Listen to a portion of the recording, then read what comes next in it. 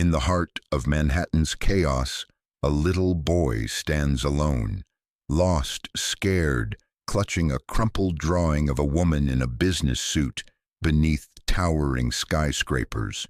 No last name, no phone number, just the word mommy. That's when James, a struggling artist with nothing to lose but his own regrets, stops to help. What begins as a simple act of kindness unravels into a whirlwind journey across the city as James and the boy, Ethan, chase sketchy clues and hope through busy streets, glass buildings, and viral internet posts. But what James doesn't know is that Ethan's mother isn't just any working mom. She's Grace Whitmore, the elusive, powerful CEO of a Fortune 500 tech empire. And the media's about to turn this quiet rescue mission into a citywide phenomenon. As Grace races against time to find her son, the story of a lost boy and a kind stranger captures the hearts of millions and changes 3 lives forever. It's a tale of fate, connection, and rediscovering what matters most. Will James return to obscurity, or is this the beginning of something bigger? One moment of compassion sets off a chain reaction no one saw coming, and it all started with one small voice asking, "Can you help me find my mom?" The city hummed with its usual fury. Horns blared, people moved with purpose. The towering glass buildings reflected morning sunlight like polished swords. Manhattan didn't slow for anyone, not even for the small boy standing on the corner of 42nd and Lexington, eyes wide and lips trembling. 6-year-old Ethan clutched a crumpled sheet of paper in one hand, a child's drawing of a tall woman in a suit with yellow hair, standing beside a giant building. On the other hand, he held nothing. No bag, no phone, no grown-up, just the breeze tugging at the hem of his cartoon-printed shirt. He turned in small circles, scanning faces with desperate hope. Every passing business person, every harried commuter was another possibility. "Mommy?" he whispered a few times, too softly for anyone to hear. Nobody noticed, nobody stopped, until James did. James Carter had been out of work for 2 months. His gallery had closed and the freelance teaching gigs had dried up. Now most mornings were a loop of wandering coffee and half-hearted applications on his cracked phone. He was crossing the street with a stale bagel in hand when something made him glance sideways. The boy was too still for the city. That's what struck James first, like a painting that didn't belong in the gallery. He stopped mid-step. The boy's eyes met his, wide and glassy. "Hey," James said softly, stepping closer. "You okay, buddy?" Ethan blinked up at him. A pause, then a slow shake of the head. "Are you lost?" Another pause, then a whisper. "I can't find my mommy." James crouched down. "What's your name?" "Ethan." "Hi, Ethan, I'm James. Can you tell me your mom's name?" "She's Mommy," Ethan said earnestly. James smiled gently. "Okay, do you know her phone number?" "No." Ethan held up the crumpled drawing like it was proof. "She works in a tall building." James glanced at the picture, a woman in heels standing next to a skyscraper with lots of windows. "That's a good drawing," he said, hoping encouragement would keep the boy calm. "Do you remember which building?" Ethan's bottom lip trembled. "It's the big one." Of course it was. James stood up, scanning the nearby buildings. Midtown was full of big ones. He exhaled slowly. "All right, little man, let's get out of the way first. You hungry?" Ethan nodded. There was a diner a block down, quiet, cheap, and welcoming in a tired kind of way. James bought Ethan pancakes and himself a coffee he couldn't really afford. They sat in a booth by the window. Outside, the city didn't pause. Inside, a moment of calm. Ethan spoke between bites. She was supposed to pick me up from school, but I wasn't at school. James tilted his head. Where were you? I went looking, Ethan said, like it was obvious. I wanted to surprise her. James leaned back, trying to mask the rising panic in his chest. This boy had wandered off alone in the biggest city in America, and by some miracle hadn't been hurt or taken. He took out his phone, opened his notes app, and started typing details. Ethan, do you know what your mommy does? She works on a computer. She talks on the phone a lot. James nodded slowly. Do you live near here? We have a driver, sometimes a nanny. Another slow breath from James. A nanny, a driver, tall buildings. Something was adding up, but he didn't know what yet. I think I should call the police, he said gently. Ethan's eyes went wide. No, don't. Mommy said never talk to the police if I'm alone. She said to find a safe adult. Are you safe? James looked at him, moved by the trust. Yeah, kid, I'm safe. So he didn't call the cops. Not yet. Instead, he posted a photo of the drawing on social media with a simple caption.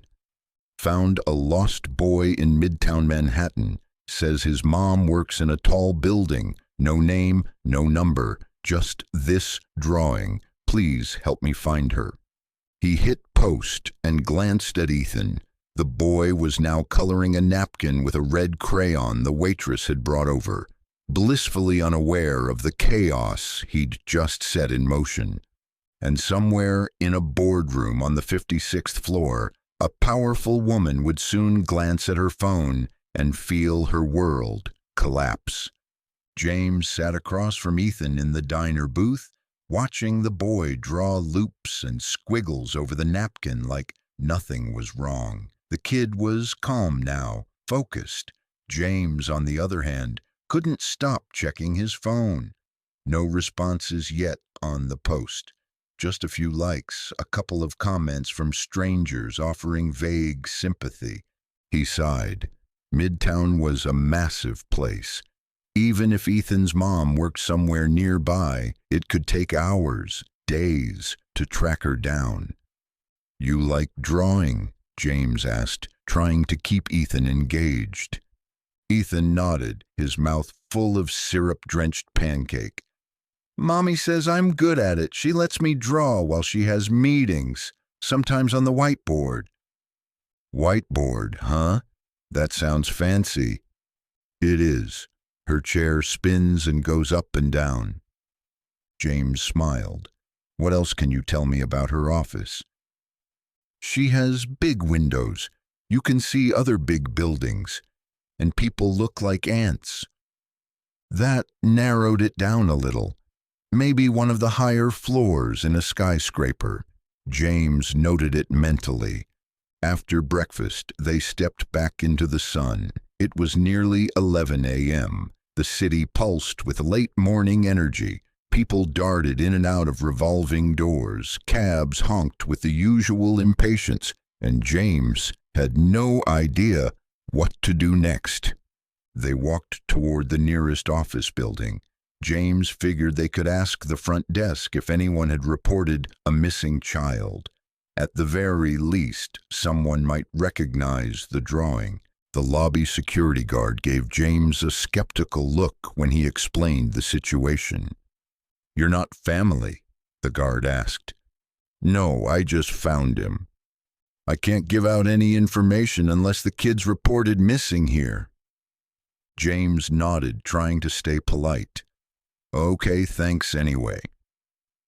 As they exited the building, Ethan tugged on James's sleeve. That's not it, he said, shaking his head with absolute certainty. All right, not that one. They kept moving. Every time they passed a tall building, James asked and Ethan evaluated. Too shiny, too many flags, wrong windows. It became a bizarre scavenger hunt across Midtown, guided only by a child's memory and a half-drawn picture. At one stop, James pulled out his phone and took a photo of Ethan holding the drawing. He updated the post with more hashtags.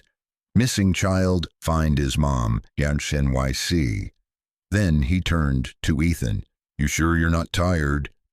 Nope, Ethan said, skipping a few steps ahead.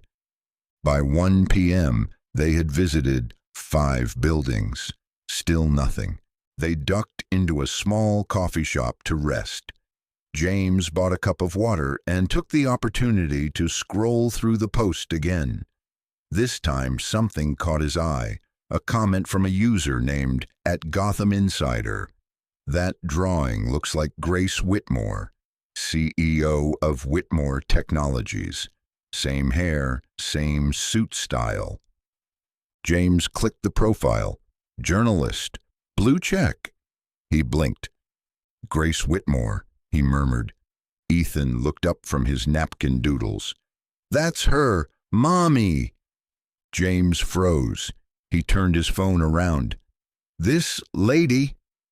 Ethan nodded enthusiastically. That's Mommy. Everything shifted. For a moment, James just stared at the screen, heart hammering. Grace Whitmore. He knew the name. Everyone did. CEO of one of the biggest tech companies on the East Coast. She was always on Forbes lists, interviews, conference stages, and now her son was sitting across from him, eating a granola bar like it was any other Tuesday. This changed everything. James quickly typed a reply to the journalist, then sent a direct message.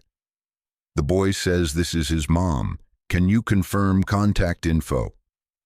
He didn't expect an answer right away, but the reply came in seconds. I'm calling her assistant now. Don't move. Where are you? He dropped a pin and replied. Ethan looked around, suddenly more alert. Is Mommy coming? I think so, James said carefully. We're gonna wait here, okay? 10 minutes passed, then 20. No word. James could feel the anxiety creeping in. Was this the right move? Should he have just gone to the police? Then his phone buzzed again. It was the journalist. Assistant confirmed it's her son. Grace is on her way. She's leaving a board meeting now. James exhaled. Relief, disbelief, and the weight of responsibility all mingled into one dizzying feeling. He looked over at Ethan, who had curled up against the window with his head on his backpack, finally starting to doze. Outside, a black SUV screeched to a halt by the curb. The cafe door flew open, and in stepped Grace Whitmore. She was taller than James expected, elegant, composed, but her eyes, wild, terrified, scanning every corner of the room, made it clear this wasn't the version of Grace the world knew. This was a mother on the edge of unraveling. Ethan, she called out. The boy bolted upright. Mommy! He ran. She knelt. They collided in an embrace that drew silence from the entire shop. Grace clung to him like he was oxygen, whispering his name over and over again. James stepped back, letting the moment breathe. After a while, Grace looked up at him, eyes shining. You found him? No, James said, voice soft. He found me. She stood, still holding Ethan's hand. Thank you. You don't even know. But James just smiled. You don't have to. I'm glad he's safe. Outside, the first news vans were already pulling up. The world was about to find out. James didn't like attention, but now he was the center of it. The moment Grace stepped out of the coffee shop with Ethan in her arms, flashes started going off like fireworks. Reporters shouted questions, people crowded the sidewalk, and phones were held high, recording every second of the reunion. Is that her son? Who's the man with them? Grace, did your son get kidnapped?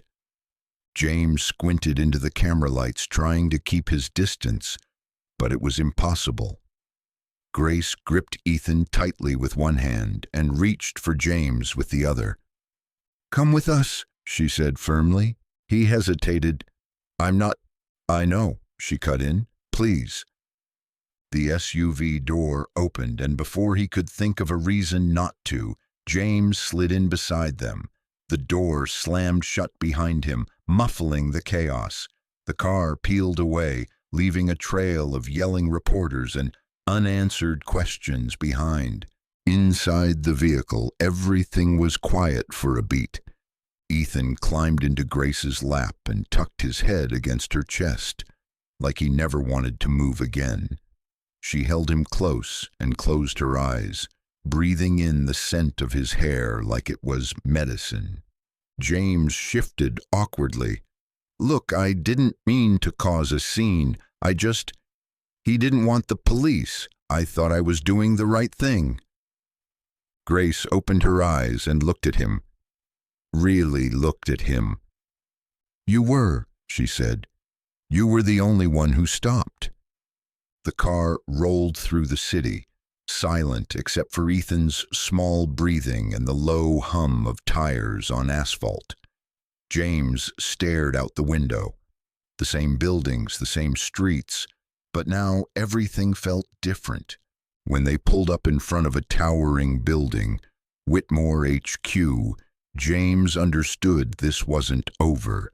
Security met them in the lobby, but this time James wasn't mistaken for a threat. They called him Sir and escorted him upstairs with just as much care as they gave Grace and Ethan. James followed behind them into an elevator made of brushed steel and frosted glass. It shot up without a sound, and with every floor they passed, James felt more out of place. Then the doors opened to the top floor. A long corridor of glass offices, minimalist furniture, and silent assistants awaited. Grace led them into a corner office with a panoramic view of Manhattan, just like Ethan had described. James saw the whiteboard in the corner, some childlike doodles still faintly visible on its surface. Ethan ran straight to the window. See, people look like ants. James managed a smile. Grace turned to him. I want to know everything, from the beginning.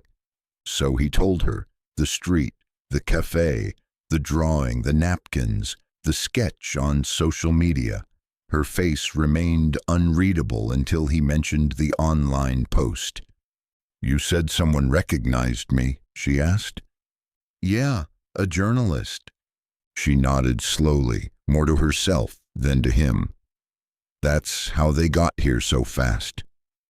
James hesitated. I'm sorry if this makes things harder for you. I didn't mean to turn it into a media circus. Grace sat down behind her desk, still holding Ethan close. She wasn't the commanding CEO at that moment. She was a mother who'd almost lost something irreplaceable. You didn't make it harder, she said. You did what no one else did. You listened to him. That silenced James more effectively than any compliment he'd ever received. Grace glanced at her assistant. Call off the press statement. I'll handle it personally. The woman nodded and left. Ethan, now curled up in a chair with a blanket someone had brought him, looked sleepy but peaceful. Grace stood and walked over to James. She extended her hand. Thank you. I don't have the words yet, but I will. Soon. James shook her hand. Just glad he's safe. Do you need a ride somewhere? She asked, genuine concern in her voice. James shook his head. I'll take the train. I need the air. She nodded. Okay, but stay in touch. He didn't ask how she'd find him. Something told him that if Grace Whitmore wanted to find someone, she could. James left her office with the surreal feeling of stepping out of a movie. 1 second he was a stranger on the street. Now he was the man who brought back a CEO's son. Back on the street, the air felt heavier, colder, real. But something inside James had shifted. He didn't know it yet, but his life wasn't going back to what it was. Not even close. James walked for a long time. He skipped the subway. Too crowded, too loud. He needed to breathe. Midtown turned into the east side, and eventually he found himself in a quiet park tucked between buildings, a small oasis of green and stillness. He dropped onto a bench and watched pigeons fight over crumbs. The city hadn't changed, but something in him had. His phone buzzed. Dozens of notifications, comments on the post, journalists asking for interviews, old friends texting out of nowhere. Someone even offered to represent him if he wanted to monetize the story. He turned it off. He hadn't helped Ethan for attention. He'd helped him because someone had to. That should have been enough. Still, James couldn't shake the feeling that this was far from over. That night, his apartment felt smaller than usual. He lived in a walk-up above a dry cleaner, 2 rooms and a hot plate. The kind of place you didn't invite people to. The kind of place you didn't expect to be remembered from. But now his life had been touched by something bigger. He lay awake, staring at the ceiling. Somewhere across the city, Ethan was safe. Grace was probably rebuilding her walls, planning her next move, but he wondered if either of them were sleeping. He wasn't sure why it mattered so much, but it did. The next morning, James woke to knocking. Real knocking, on his actual door. He groaned, rolled out of bed and opened it. A woman in a blazer and heels stood there, holding a sleek white envelope. Behind her, a black car waited at the curb. Mr. Carter? Yeah? I'm with Whitmore Technologies. Ms. Whitmore asked me to deliver this to you personally. James blinked. You tracked me down. Yes, she said politely, handing over the envelope. Also, she requests your presence at headquarters this afternoon, 3 p.m. if you're available. Sure, yeah, I guess. The woman nodded crisply and returned to the car. James stared at the envelope for a long time before opening it. Inside was a simple handwritten note on thick stationery. James, I meant what I said. Thank you isn't enough. I'd like to speak with you further, today, if possible. Grace. Underneath was a business card and a signed guest badge. He sat down slowly, the note still in his hands. She wasn't done with him, and something told him this wasn't just a polite follow-up. He was being pulled into her world, and whatever came next, he had to be ready for it. James arrived at Whitmore Technologies just before 3 p.m., dressed in the cleanest clothes he could find, dark jeans, a wrinkled button-up, and a jacket that hadn't seen daylight in weeks. He stood outside the revolving doors for a full minute, psyching himself up. Then he went in. The security guards greeted him by name. Welcome back, Mr. Carter. That alone made him feel like he was stepping into another life. An assistant led him up to the 56th floor.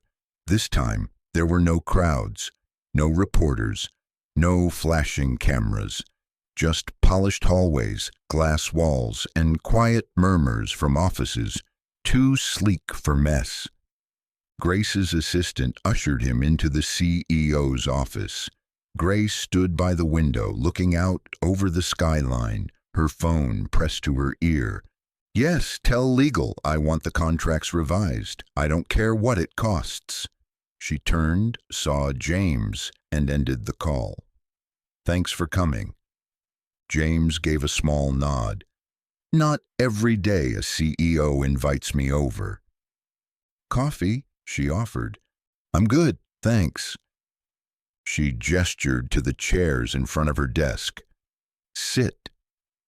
They both did. The tension in the room wasn't hostile, just uncertain, like two people trying to figure out what they were supposed to mean to each other now. I didn't just call you here to say thank you again, she said. James waited. I looked into you, she continued. You were a teacher, an artist. You ran youth programs for at-risk kids before funding dried up. James shrugged. That was a while ago. But it mattered. It matters. You have a gift. He wasn't sure what to say. Praise didn't sit easily with him. Grace leaned forward slightly.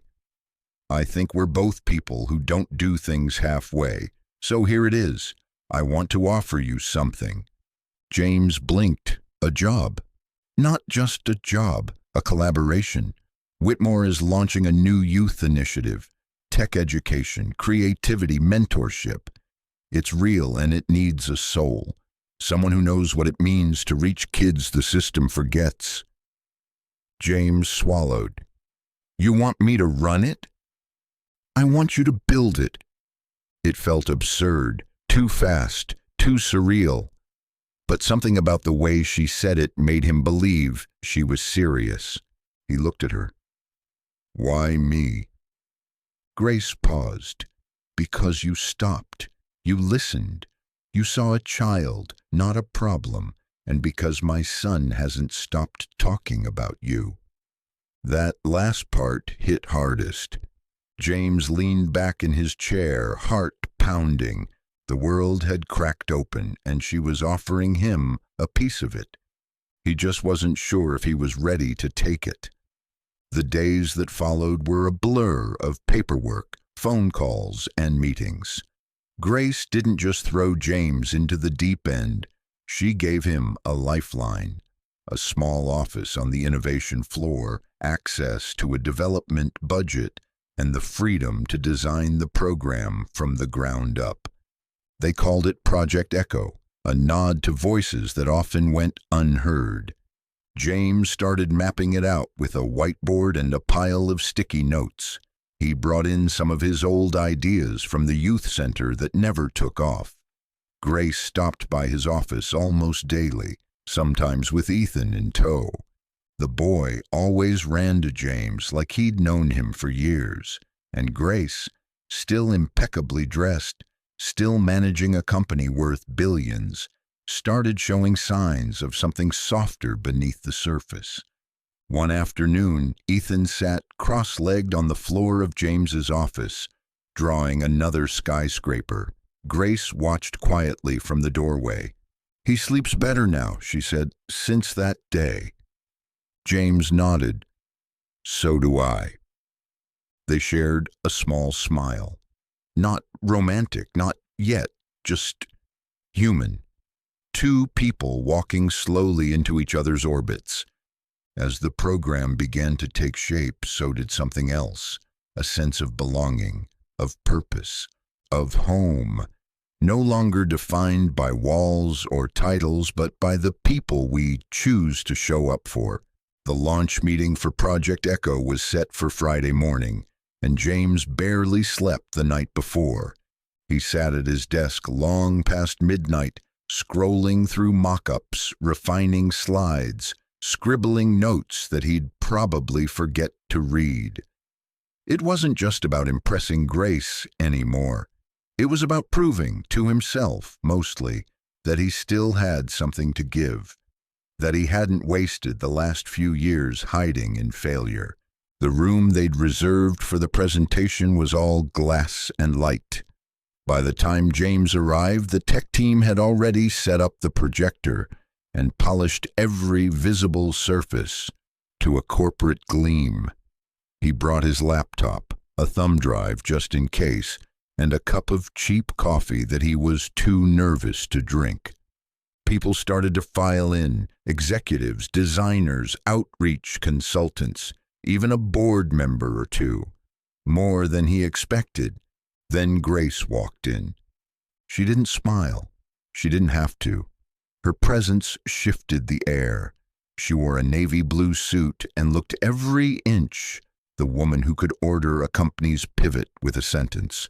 But her eyes were locked on James, steady and encouraging. "You ready?" she asked as she passed him. "Nope," he said under his breath, then louder, "Yeah, let's do it."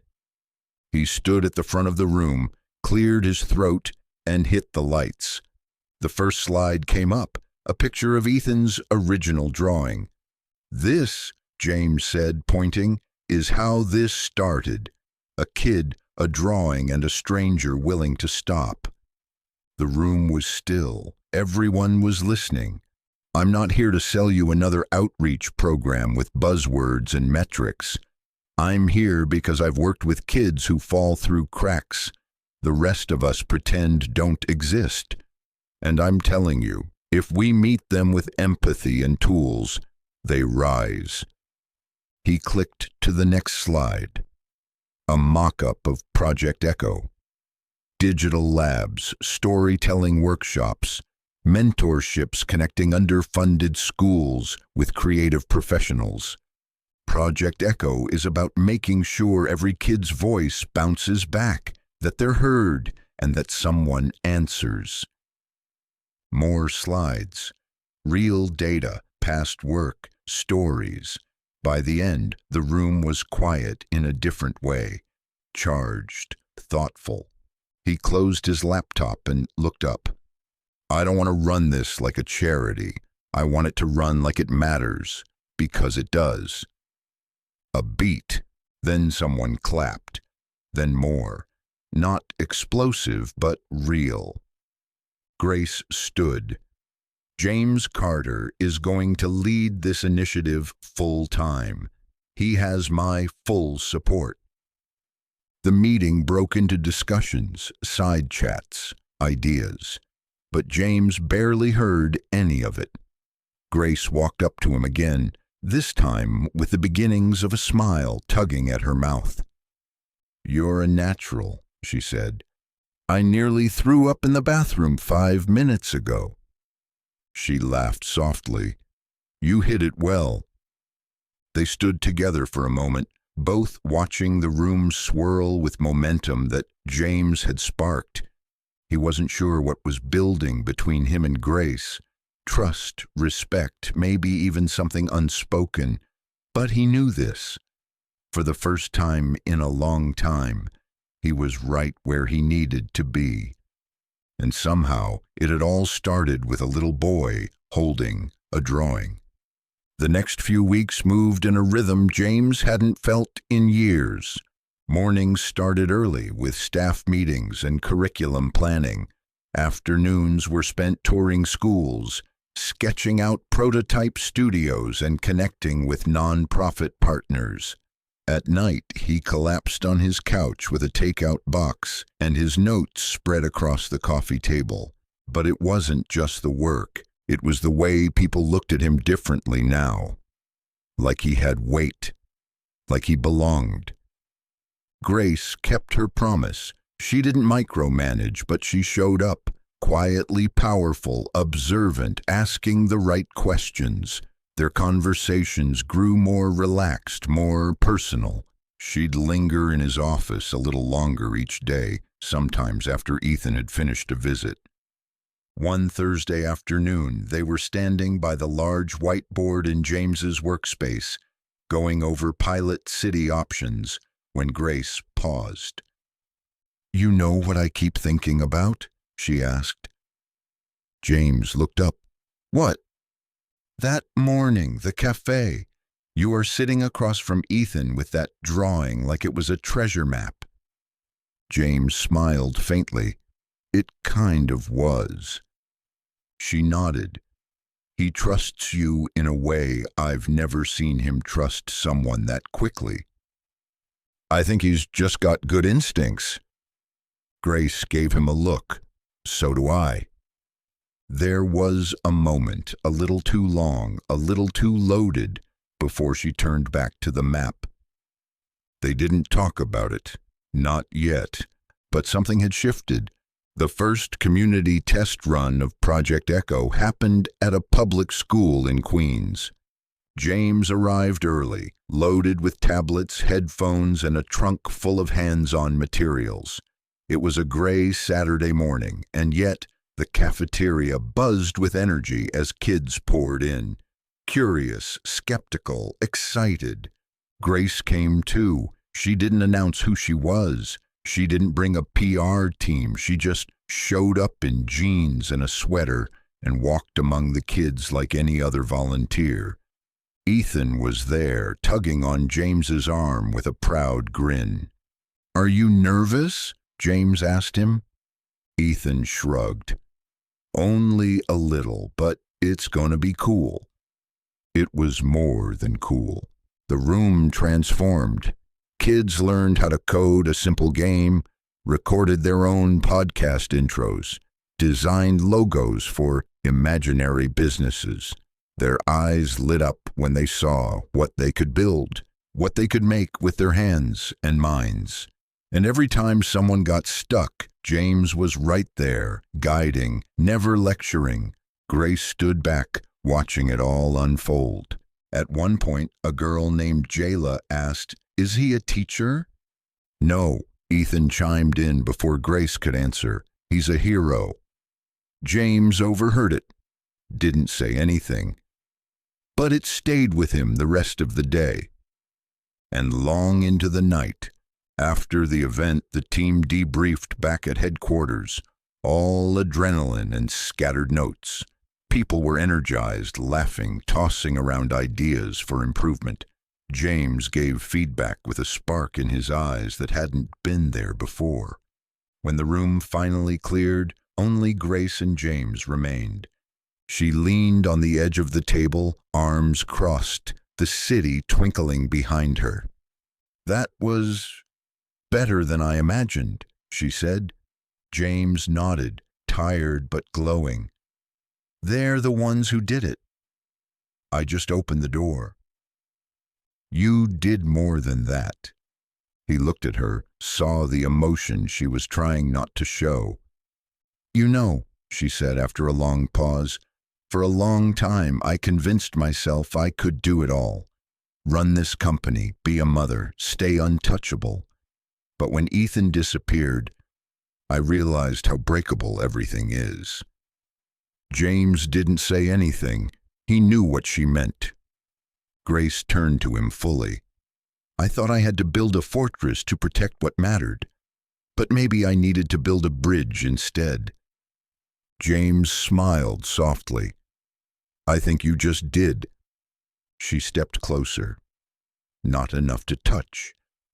Just close enough that their breath shared the same space. "James," she said quietly, "I'm not sure what this is yet, but I don't want it to end." He nodded, equally quiet. "Me neither."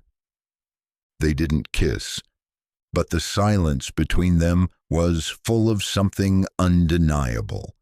And somewhere in the building, Ethan was probably telling a security guard that his two favorite grown-ups were going to save the world together.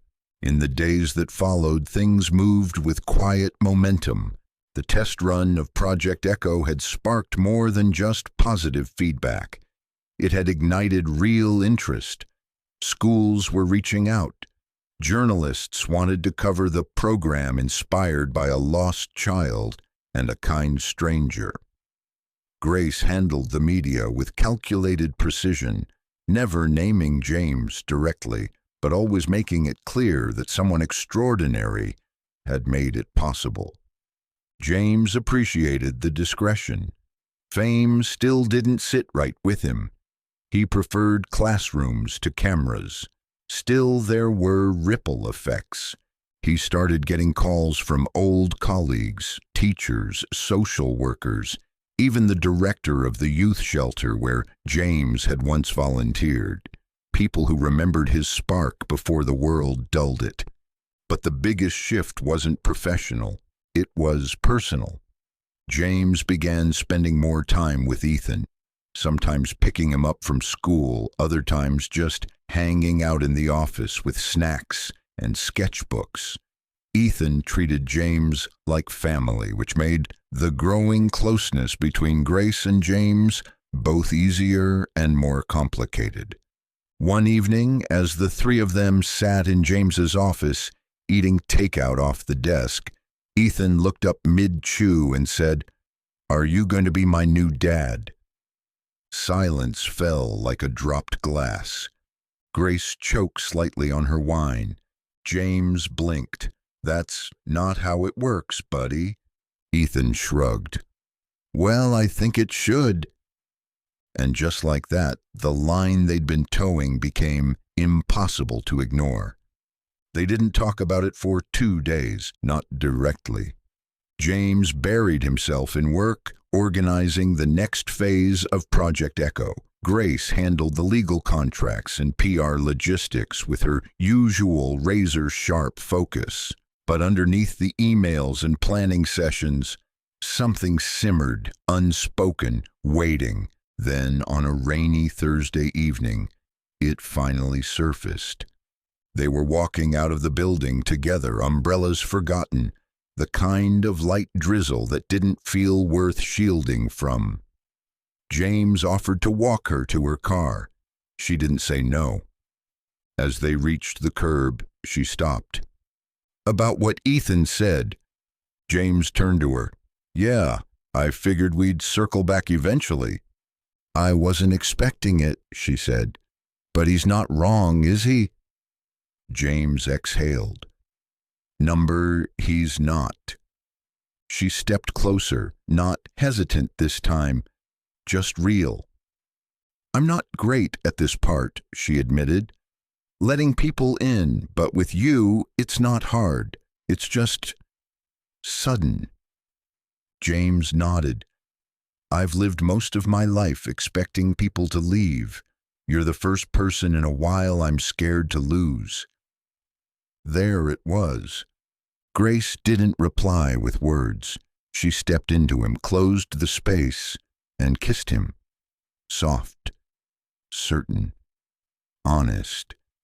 It wasn't dramatic, it wasn't desperate, it just made sense.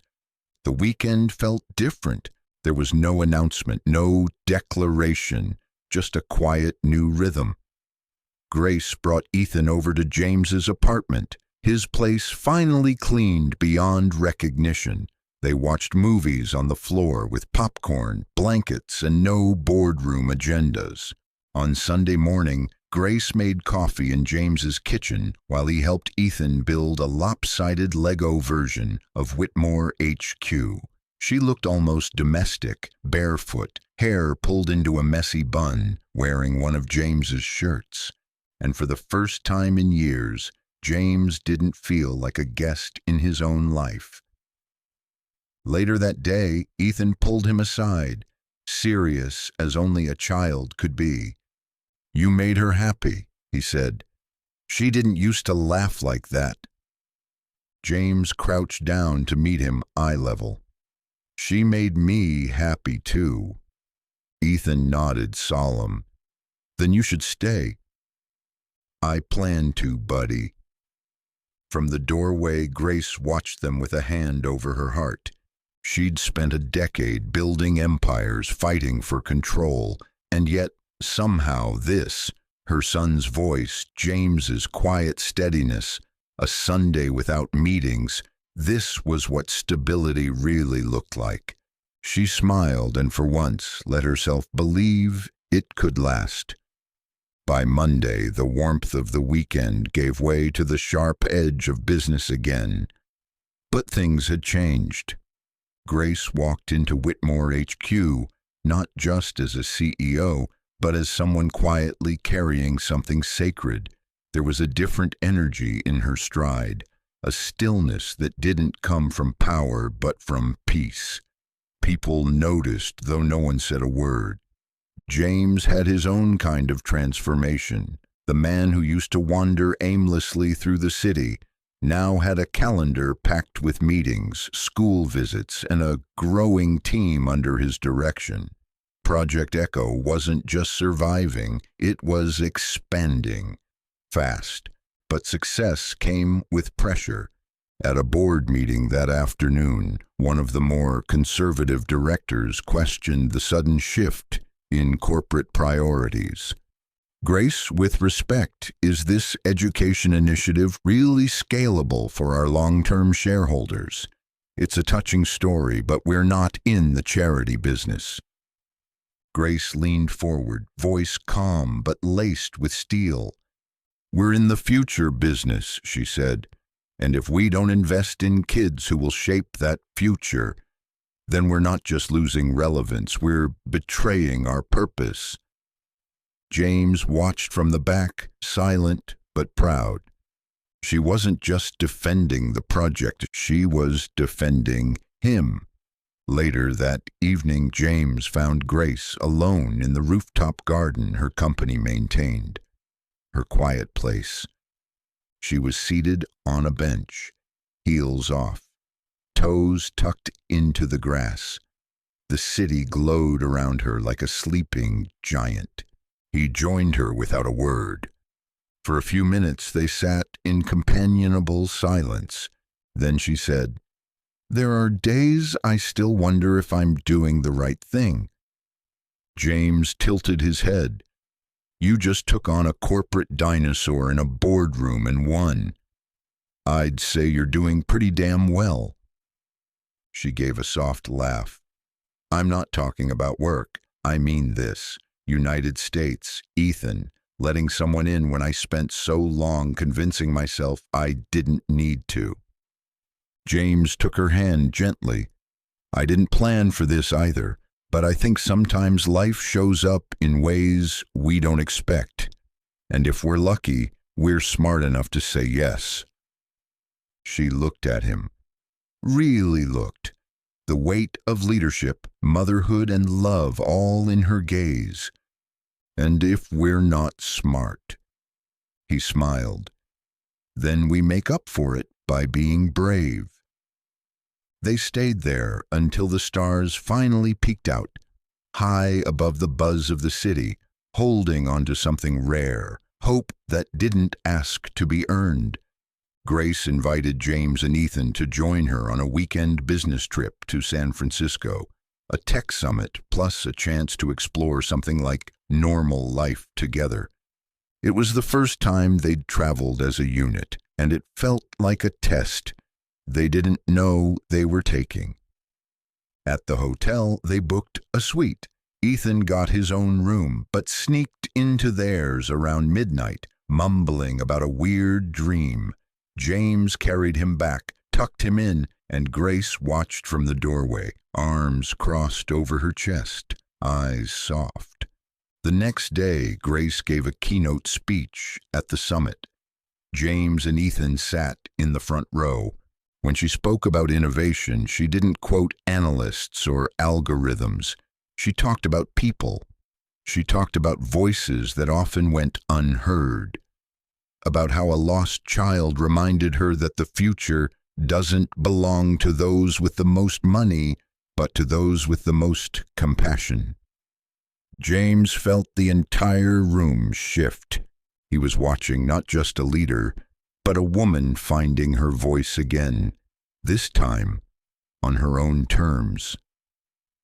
That night, the three of them walked the piers under strings of glowing lights.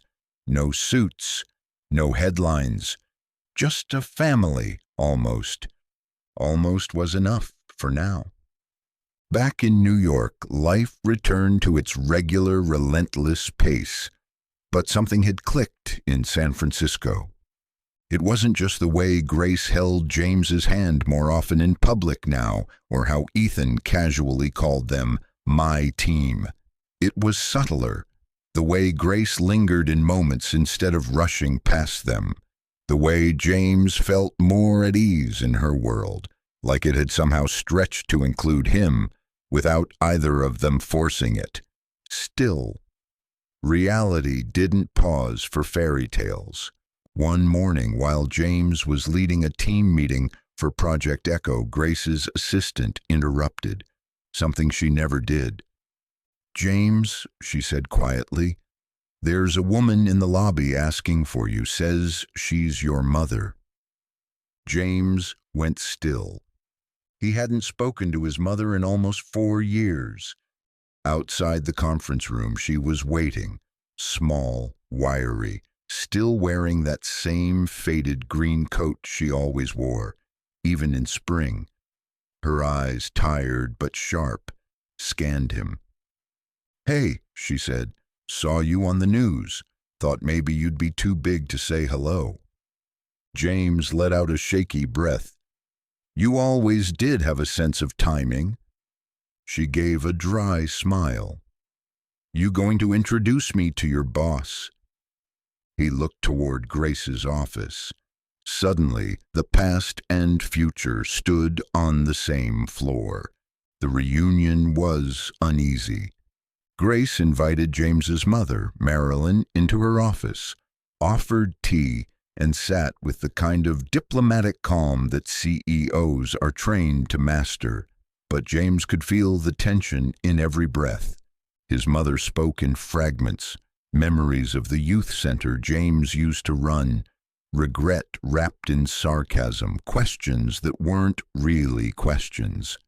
"I'm not here to ask for anything," she said. "I just wanted to see you, see the man you became." James crossed his arms, defensive without meaning to. "Why now?" She looked down. "Because I missed everything else." Grace, sensing the moment wasn't hers to hold, quietly stepped out with a glance that said, "I'm here if you need me." James and his mother sat in silence for a long time. Then he said, "You could have come when the center closed. When I lost my job." "I was ashamed," she said simply. James swallowed hard. "So was I." They didn't hug, not then.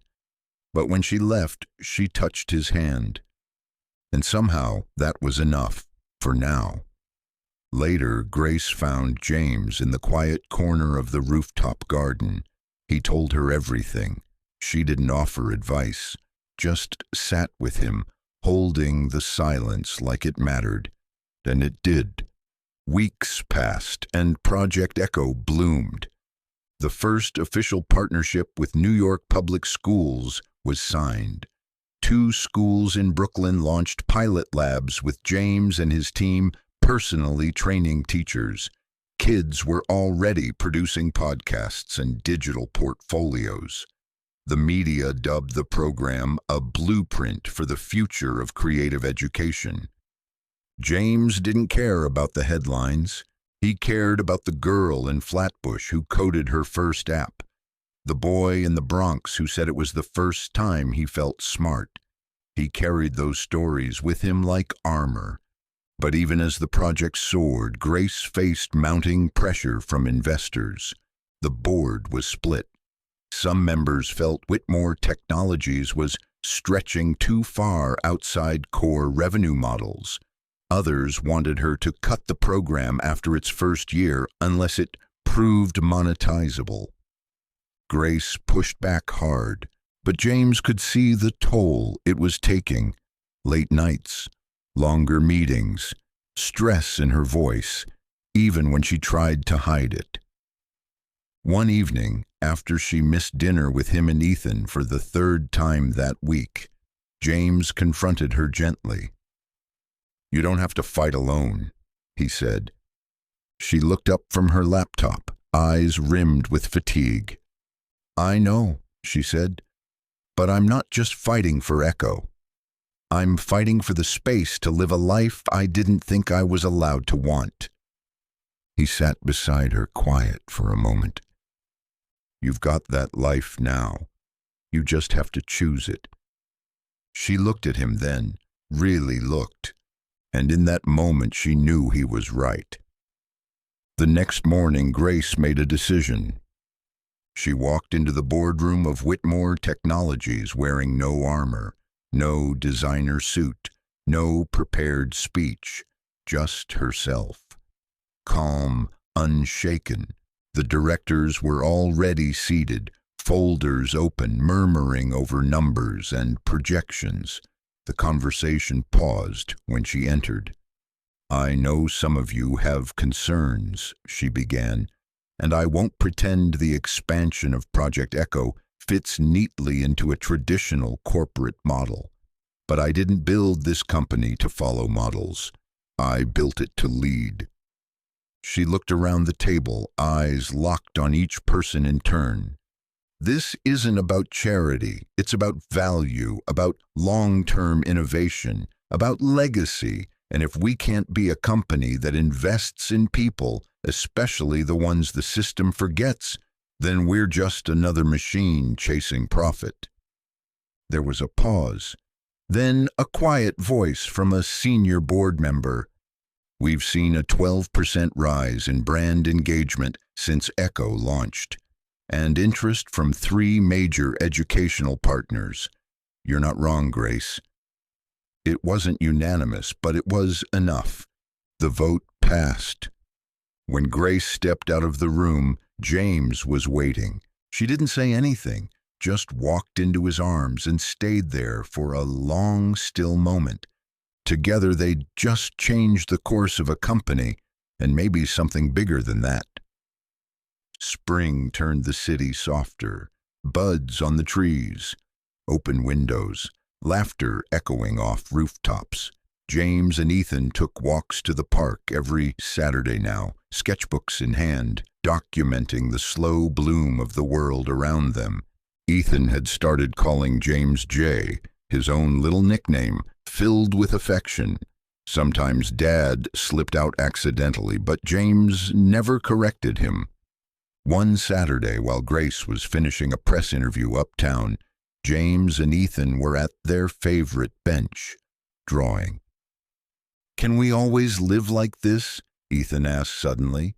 James smiled. "What do you mean?" "Just us, together, you, me, and Mommy, and no one goes away." James put his pencil down. "That's the plan, little man." Ethan looked relieved, like someone had just given him permission to believe in permanence. That night, James brought it up to Grace over wine and soft music at her apartment. "He asked if we could always live like this," he said, and I told him, "Yes." Grace was quiet for a long beat. "Would you move in?" she asked. James smiled. "I thought you'd never ask." And just like that, what had been unspoken was suddenly a future they were both ready to build. Moving in wasn't dramatic. It was cardboard boxes and Sunday trips to IKEA. It was Ethan insisting on helping pack James's books, and Grace giving up a closet without complaint. It was toothbrushes in the same cup, coffee brewed in the same kitchen, keys on the same hook, and it was beautiful. There were small adjustments. James's art cluttering corners, Grace's routines bending ever so slightly to accommodate a third presence in her once meticulously solo space. But it worked, better than either of them expected.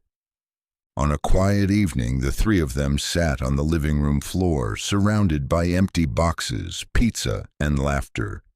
Grace looked at them, her son leaning on James's shoulder, both of them in sweats, their hands smudged with pen and grease, and felt something she hadn't in a long time. Home. She reached for her phone, opened her camera, and snapped a picture. James looked up. "What was that for?" "Proof," she said. "Of what?" "That sometimes life doesn't fall apart. Sometimes it just falls into place." And it had, piece by piece, in the most unexpected way. Summer settled in like a soft exhale. The days stretched longer, and with them came something James hadn't felt in years: ease. Mornings began with Ethan's bare feet padding into the kitchen, the smell of Grace's coffee and sunlight pooling on the hardwood floor like a golden carpet. Project Echo had expanded to 5 new cities. The pilot schools were reporting measurable improvements in engagement, creativity, and attendance. James had hired regional leads and now spent his time guiding, mentoring, and occasionally jumping into classrooms himself, just to stay close to the magic. One morning, as he reviewed a proposal by the window, Grace appeared beside him with a folder in hand. "Legal wants me to sign off on this," she said. James took the folder, flipped through the pages, and froze. It was a trust for Ethan, signed by both of them. Grace saw the pause. "I want to make it official," she said. "Not just in the day-to-day, in writing." James looked at her. "You're asking me to be—" "I'm asking you to be his guardian, his family." There was no hesitation in her voice, and none in his when he said yes. They sealed it with a kiss and a quiet moment that said everything. By July, something unexpected arrived, a call from the White House. Grace was invited to Washington to speak at a national forum on education and innovation. They wanted her to bring James, the architect of Echo, the invitation said. James hesitated at first. Public speaking wasn't his world, but Grace nudged him gently. "Come as yourself," she said. "That's always been more than enough." So they went. Ethan stayed behind with Grace's sister for the weekend, waving them off like they were celebrities. "Tell the president I said hi," he shouted from the curb. The event was formal. Glass podiums, velvet chairs, cameras rolling. James wore a suit, but felt like an imposter until Grace stood beside him backstage and whispered, "They're lucky to hear you." When it was his turn to speak, he stood before a room of senators, educators, and executives and simply told the truth. "I found a lost boy," he began. "But what I didn't know then was that I was a little lost too." He told the story, not for pity, not for headlines, but to remind them what it meant to care before calculating. The room gave a standing ovation. But the only person he looked for was Grace, and she was already on her feet. When they returned to New York, everything felt bigger, not in the loud, overwhelming way of the city, but in the way life does when you realize it's yours to shape. The national coverage from the summit sparked new interest. Major corporations reached out, offering to fund Echo's expansion. School districts asked for training sessions. James found himself in meetings with people he once couldn't have imagined emailing back. But he stayed grounded. He always started each day by visiting a school, reading messages from kids, or sitting with Ethan before breakfast to hear about his dreams for the week.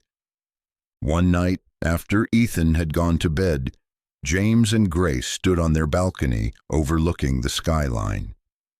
"You know," she said, "if someone had told me a year ago I'd be here, with you, with this life, I would have laughed." "Same," James said. "I was invisible a year ago." She turned to him. "You were never invisible. You were just waiting to be seen by the right person." He reached for her hand. "So were you." Below them, the city pulsed with energy, unaware of the quiet revolution unfolding in the sky. And above it all, a new kind of family stood, unbreakable, unshakable, and finally whole. It was a Friday in late August when James received the envelope. It was thick, stiff cardstock in navy blue, sealed with gold embossing. He found it on his desk in the office, left without a note. The Whitmore Technologies logo glimmered on the flap. Curious, he broke the seal and pulled out the contents. Inside, an invitation. You are cordially invited to the inaugural Whitmore Global Impact Gala, celebrating innovation, compassion, and vision, honoring the success of Project Echo and the people behind its impact. There it was, his name, printed in elegant lettering right below Grace's. A co-host, not a guest, not a footnote. He stared at it for a long moment. When Grace stepped into the office minutes later, she didn't need to ask if he'd seen it. "Surprise," she said, walking over, lips curled into a sheepish smile. "I figured it was time the rest of the world saw you, the way I do." He chuckled under his breath. "Grace, I'm the guy who once ran a youth program out of a borrowed church basement. I don't wear tuxedos." "You do now," she said, pressing a garment bag into his chest. "Fitted, tailored, picked it up this morning." James opened the zipper a few inches. Classic black, clean lines, understated, like him. He was still staring at it when Grace reached for his hand. "I know galas aren't your thing," she said. "But this one's different. It's not about money or ego. It's about legacy." He looked up at her. "You already changed lives, James. Now you get to stand in the room where it's celebrated." The night of the gala arrived with all the spectacle Manhattan had to offer. The ballroom was inside a luxury hotel, all crystal chandeliers and velvet drapery. Media clustered outside in waves. Celebrities mingled with CEOs. Everything shimmered. James stood near the entrance, hands awkwardly in his pockets, shifting from foot to foot. But when Grace stepped into view, all nerves evaporated. She wore deep red, the kind of dress that turned heads, not because it demanded attention, but because it carried power in every fold. Her hair swept back, eyes soft, posture regal. "You clean up well," she whispered as she approached. He smirked. "You don't look so bad yourself." Their moment was brief, but it grounded them. Two people in love in a room full of expectation. The speeches began an hour later. Grace went first, delivering a powerful message about what it means to use success for more than just profit. She didn't just thank James. She honored him, talked about how his integrity sparked something her company had long forgotten: soul. Then she invited him up. James took the stage, slowly, but not timidly. He didn't read from notes. "I used to think people like you," he said, gesturing to the crowd, "lived in a different world, one where kindness came second to capital, where ideas were filtered through branding, where kids like the ones I worked with didn't even exist in your orbit." He paused. "But then a lost boy crossed my path, and a CEO opened a door." He told the story again, not to elevate himself, but to remind everyone in the room that transformation doesn't come from grand gestures. It comes from stopping, listening, choosing. "Tonight isn't about me," he finished. "It's about what we all become when we choose not to walk past." When he stepped off stage, the applause was deafening. Grace met him at the foot of the stairs. He leaned in close and whispered, "Still not a tuxedo guy." She smiled. "You're just a tuxedo guy with a heart." After the gala, something shifted, not just in public perception, but in James himself. He had spent so many years moving quietly through the edges of society. Now, everywhere he turned, People wanted his voice, his opinion, his story.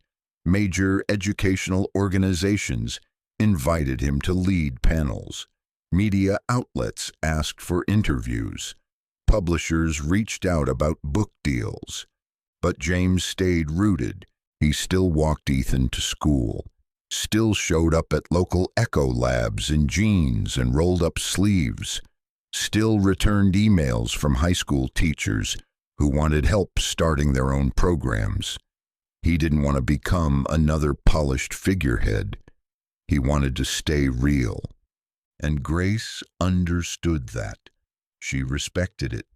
Their relationship had evolved into something rare. Two people not trying to change each other, but growing beside one another deliberately. When they disagreed, they talked. When they got tired, they slowed down. When things got too big, they found quiet places to shrink the world back to just the two of them and Ethan. One morning, a few weeks after the gala, they were all at home. Ethan on the floor building a Lego hover car, Grace reading the news on her tablet, James sipping coffee with a sketch pad open in his lap. Without lifting her eyes, Grace said casually, "I've been thinking." James raised a brow. "That's either exciting or terrifying." She smiled faintly. "About taking a step back, not from the company, but from being the only one holding the wheel." He leaned forward. "You're serious?" "I want to make space," she said. "For Ethan, for you, for life." He nodded slowly. "Then I'll make space too." They didn't need to define it. The understanding passed between them like sunlight through windows, unspoken but unmistakable. Later that afternoon, the three of them visited a Project Echo site in Harlem. A group of middle school students were coding music tracks and recording interviews. Ethan ran around like he owned the place, high-fiving kids and offering snack advice. James sat beside one of the students, helping her tweak audio levels.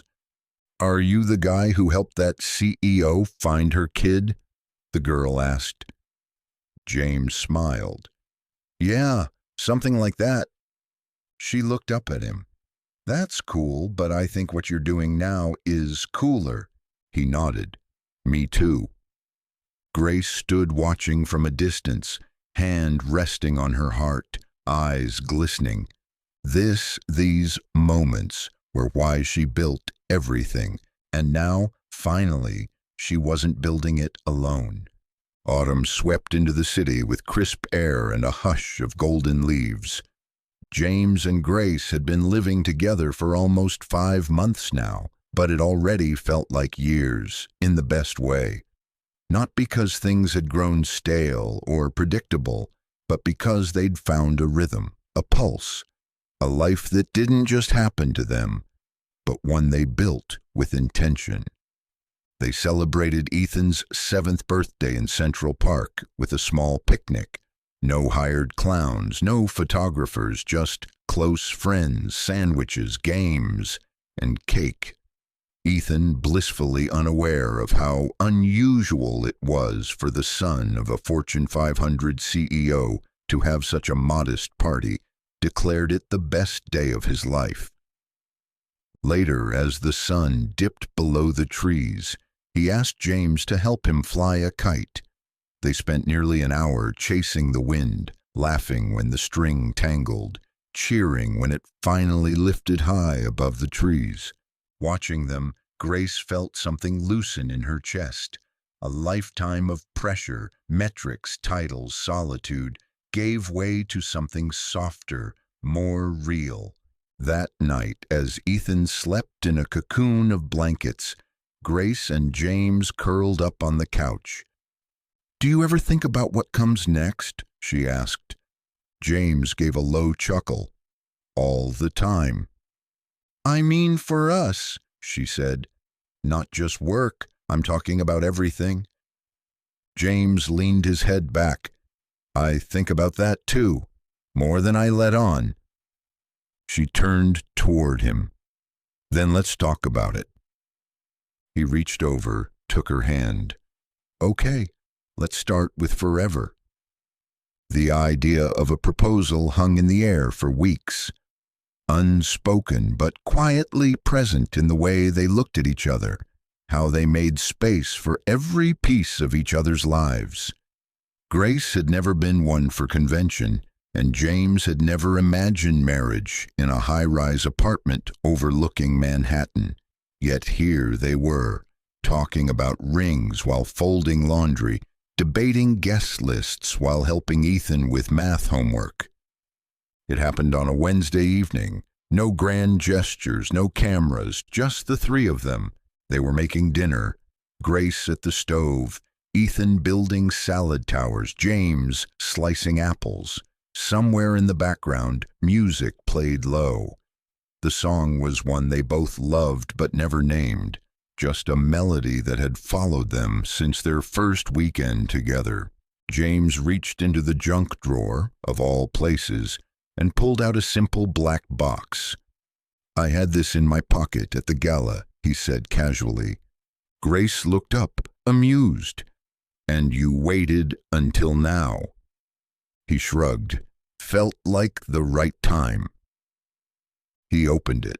A thin gold band, subtle, timeless, just like her. She stared for a moment, then laughed. "What?" James asked, half nervous. "I was going to ask you tonight," she said, pulling a velvet box from the fruit bowl. "Guess we're equally ridiculous." They both laughed, overwhelmed in the best way, and then, without kneeling or posing or giving speeches, they exchanged rings right there in the kitchen, next to a stack of chopped onions and Ethan's half-eaten cucumber. Ethan clapped wildly. "Can I be your best man?" "You already are," Grace said, pulling him into a hug. Later, after dinner, they sat on the floor of their living room, rings newly fitted, hands tangled together, a little dazed by how easy the decision had been. There had been no pressure, no questions left unanswered, just one quiet truth. They were already a family. Now they were making it official. The wedding was small, not because they couldn't have filled a ballroom. Grace's name alone could have summoned half of Manhattan's elite, but because they didn't want that, they didn't need it. They wanted a tree-lined garden in late October, golden leaves swirling in the breeze, chairs arranged in a quiet circle, and people who mattered. Only people who mattered.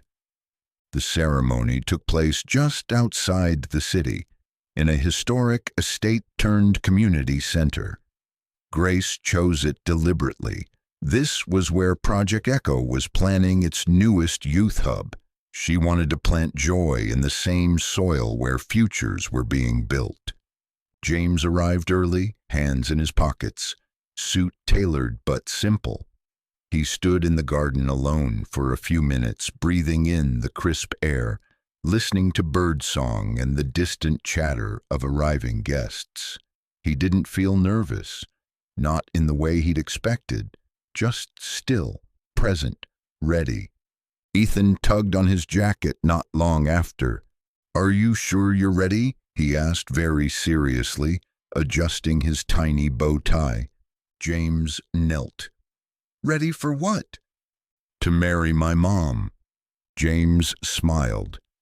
"I've been ready since the day I met you, buddy." "Good," Ethan said, "because you're my favorite grown-up." James hugged him tightly, feeling the smallness of him, the weight of everything they'd become. The ceremony began as the sun dipped low, casting long shadows and amber light across the grass. Grace appeared on the garden path in a cream-colored dress that shimmered like water under sunlight. Her hair was swept into a soft twist, her makeup barely there, but her smile turned every head. But she only looked at one person, James. Their vows were brief but full. Grace spoke first. "You found Ethan before I did. You saw him when no one else stopped. And somehow, without trying, you found me too. I used to think I had to protect myself from the world to survive. But you showed me that real strength is letting someone in. Loving you isn't a risk. It's a privilege." James replied, voice clear but low. "I used to walk through this city invisible. You saw me. You saw past what I'd lost, past what I was afraid of. And you didn't just invite me into your life. You invited me into your family. You and Ethan gave me something I never thought I'd have again, purpose and love and a home." Ethan handed them the rings. He stood between them, proud and beaming, as they slid them onto each other's fingers. When the officiant pronounced them married, there were cheers, laughter, even a few tears. But none of that compared to the moment Grace leaned down and whispered something into Ethan's ear. He nodded seriously, stepped forward and said loud enough for everyone to hear, "We're the Whitmore Carter family now." The reception was held under a canopy of twinkling lights strung between trees. There was no DJ, just a curated playlist of songs they loved, including the one that had played quietly the night James proposed. Guests danced, drank, and toasted under the stars. There was no head table, no program, just mingling, warmth, and stories shared like firelight. One of James's former students gave a short speech. "Mr. Carter used to tell us we were more than our grades, more than our neighborhoods. He told us stories were still being written. Well, this story, it's my favorite." Grace's sister gave a toast too, raising her glass toward the couple. It takes courage to be powerful in the world, but it takes something rarer to be soft, to be generous, to let people in. Grace has always been the first. James gave her space to be the second. Together, they're whole. Later that night, after the guests had trickled home and the candles burned low, Grace and James stood under the trees alone. The garden was quiet now, except for the distant chirp of crickets and the soft rustling of leaves. They were barefoot, shoes forgotten long ago, holding each other with the kind of ease that can't be rehearsed. "Think Ethan's asleep yet?" Grace asked, resting her head on James's chest. "Depends," James said. "He was last seen leading a cupcake rebellion." Grace laughed quietly, the sound muffled against him. They stood in silence for a long moment. Then she said, "Do you realize what we built?" He looked around them, the garden, the lights, the echoes of laughter. And far beyond that, the schools, the children, the possibilities. "Yeah," he said, "we built a life." She nodded. "And we're just getting started." He kissed her then, soft and steady. Not like an ending, but like the beginning it was. And above them, the stars blinked awake, bearing quiet witness to a truth the world nearly missed. Sometimes the smallest acts, stopping for a lost child, listening when no one else does, can reshape not just one life, but 3, forever.